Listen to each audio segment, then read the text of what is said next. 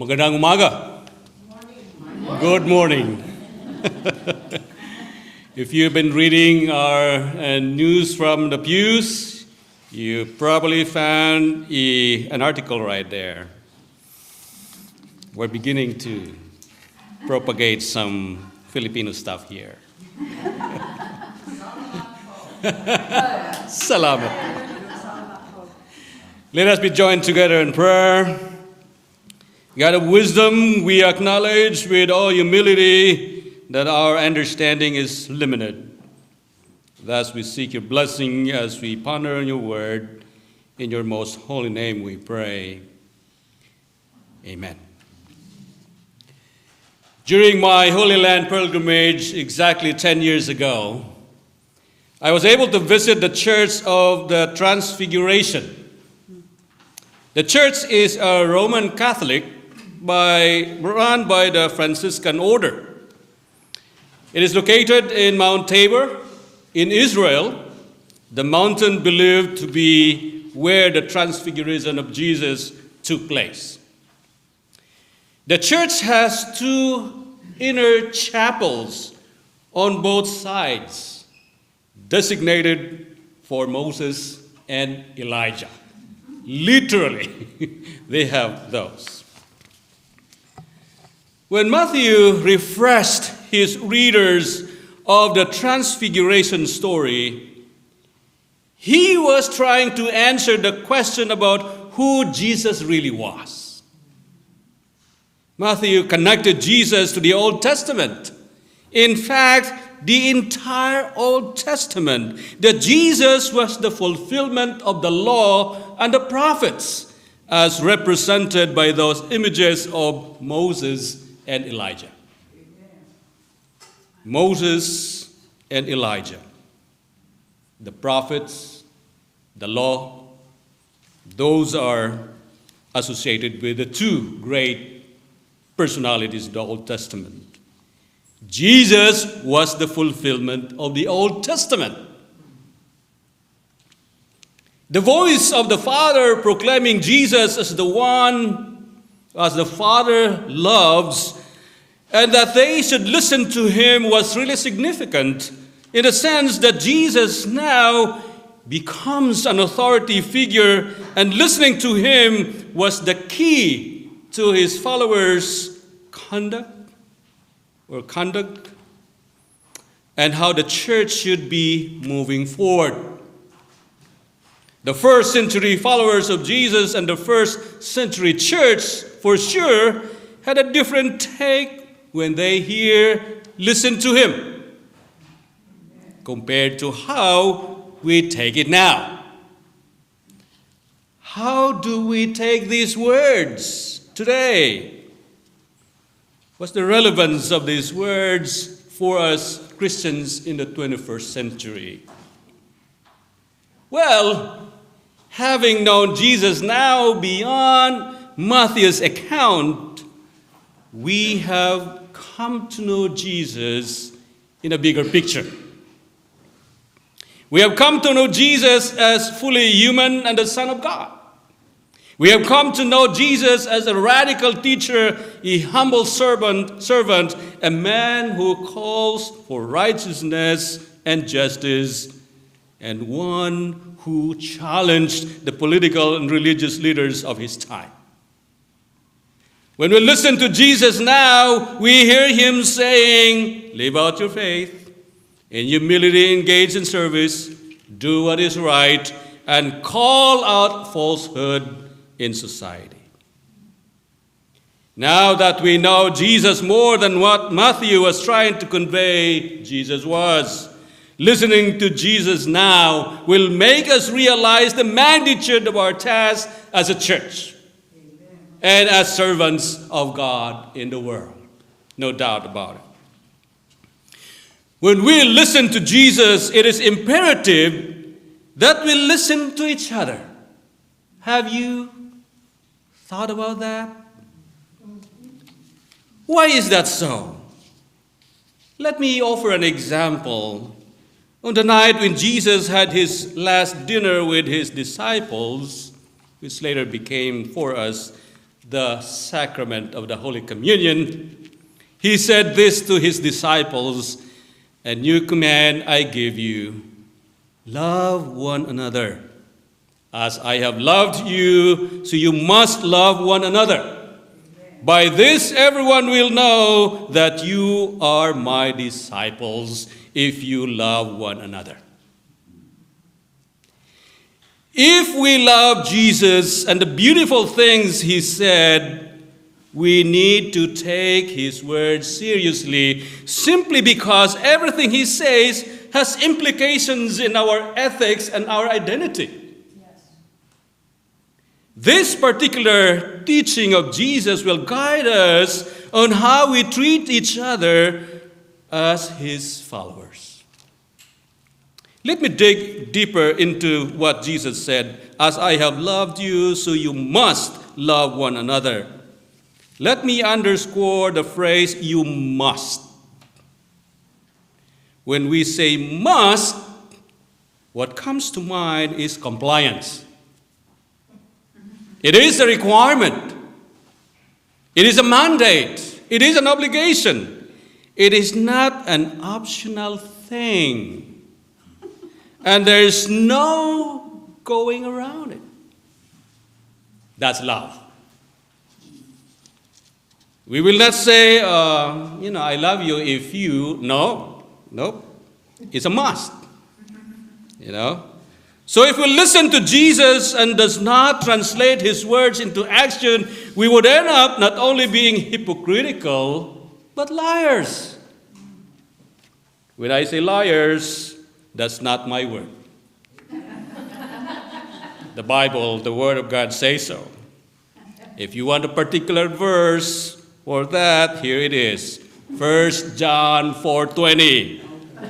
If anyone says, I love God and hates his brother or sister, he is a liar. I know my word. For he who does not love his brother or sister whom he has seen cannot love God whom he has not seen.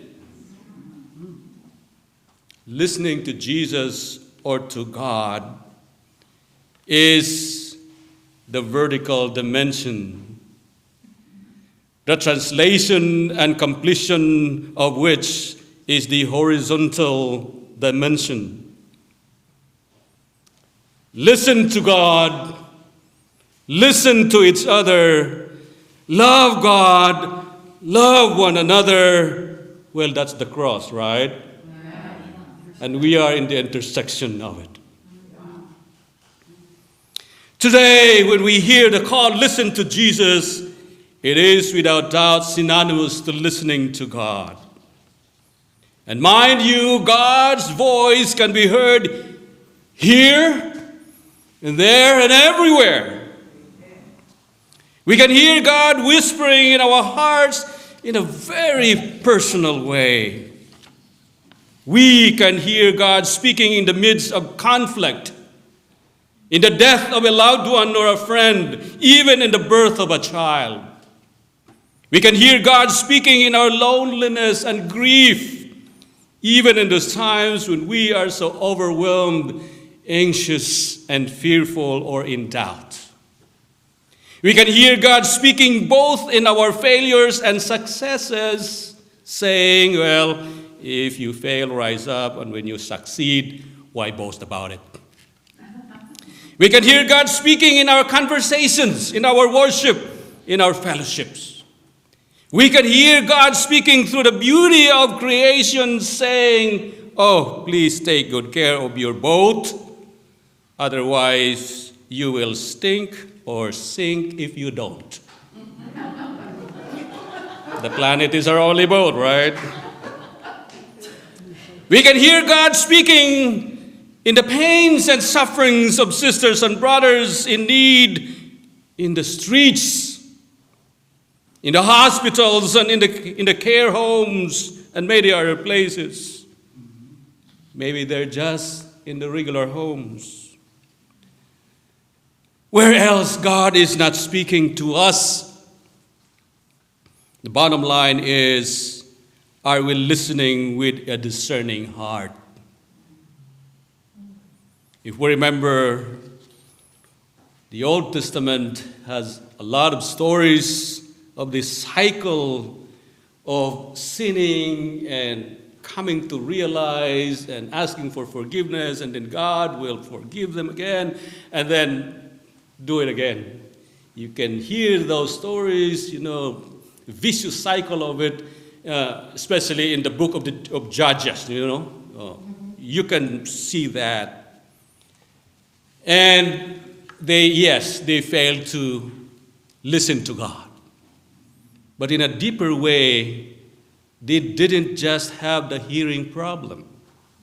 They had a heart problem that made them unable to listen. Are we listening and not just hearing? Are we listening to God when God speaks in different tones and accents, even in my own accents? Are we listening with an open and with all openness and intentionally respond to all that matter in God's sight? There's a difference between hearing and listening. Everybody can hear. Oh, not literally. I sometimes don't. But not everybody knows how to listen. Hearing is simply receiving information without necessarily having an impact on the part of the hearer. Listening is to deeply engage in understanding what has been heard, even the unspoken. Remember those verbal communications like that?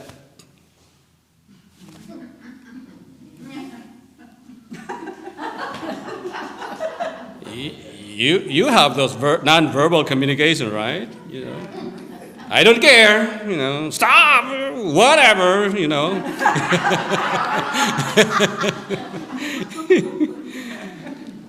Listening can be transformative and can lead the transformed individual to the right response or course of action.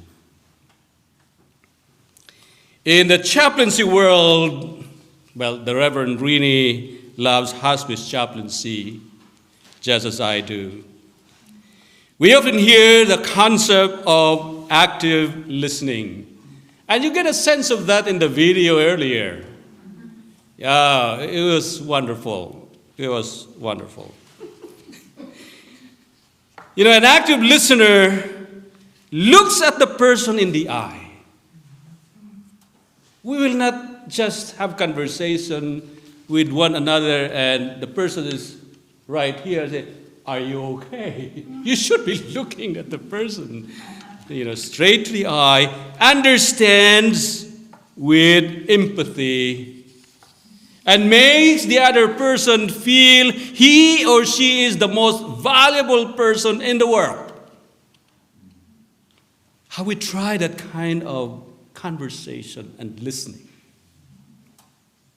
An active listener is fully engaged, fully present, puts oneself on the other person's shoes, and allows the other person to just be himself or herself, even if what has been heard doesn't make sense.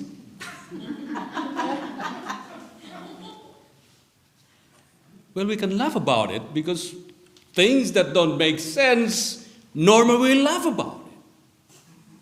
Yes. But, this is the big but. In the conventional world, we only listen to things that make sense to us. And we tend to be dismissive of those that don't. Well, one of our serious ministries, and I call it a gift, is listening. We listen to things that at times don't make sense. Because when we do so, we lessen the burden of the other person. allowing the person to unburden those things that don't make sense, actually makes sense if we want to be true and genuine in our love for one another. It is only through listening that other people's pains and sufferings become ours. And being with them in their pain and suffering is what Jesus wants us to do. If we only want to hear, it is easy to simply dismiss the nonsense. But if we truly listen, the nonsense will be received with much grace, patience, understanding, and empathy. Amen. I don't know about you, but here's what I'm certain of. When you called me as your associate minister, I both listened to God and to you. I listened to God in my heart and listened God's voice through you. Then I said, yes. So here I am. You got stuck with me. And I'm stuck with you. For all good reasons. And this is the product because we listen to God. Yes. Yep. So here I am in covenant with you. To listen and pray with you. Praise God. To love you and to be loved by you. Amen. To serve you and to serve with you. As we continue the journey and get to know each other in a deeper way, we will never stop listening to God. Amen. And our mutual listening continues without end. So here it is, my dear sisters and brothers. Here it is, mga kapatid. You know, I would like to pause a little bit and say this. The reason why we exchange usage of the pronoun he and she, because in the Filipino language, there is no he and she. It's only siya, S-I-Y-A. So when we converse with people like you in English, we interchange the she and the he because there's no concept of the he and she in our dialect, in our language. And if you listen to that with just a critical mind, you would say, how can he say that he and he refers to a she? When you're so critical about it, that's the only thing that you get. But understanding deeper that we don't have a concept of a she and a he, or you will have grace for me. Yes, mga kapatid, siblings. There's no sister or brother but kapatid, sibling. We have a choice to make.